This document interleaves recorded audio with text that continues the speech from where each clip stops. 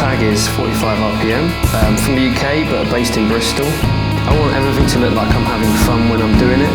I want it to be spare of the moment, get out of my head situation. But genuinely, it's quite hard to paint in this sort of anti-style, I suppose is how you describe it, like goofy graph. I like my graph to look like old school 70s graph. I only own vinyl, hence my name. I only shoot on film. Maybe I'm stuck in the past.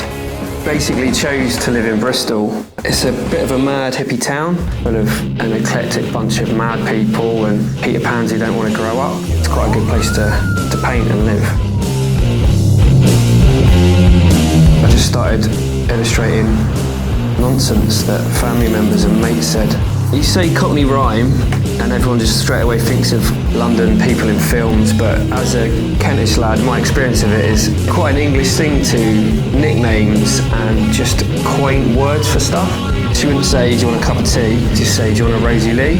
My granddad was just spouting out absolute gems all the time. It's just a natural thing now that my morning coffee tends to be looking up some sort of bit of slang from somewhere and drawing it.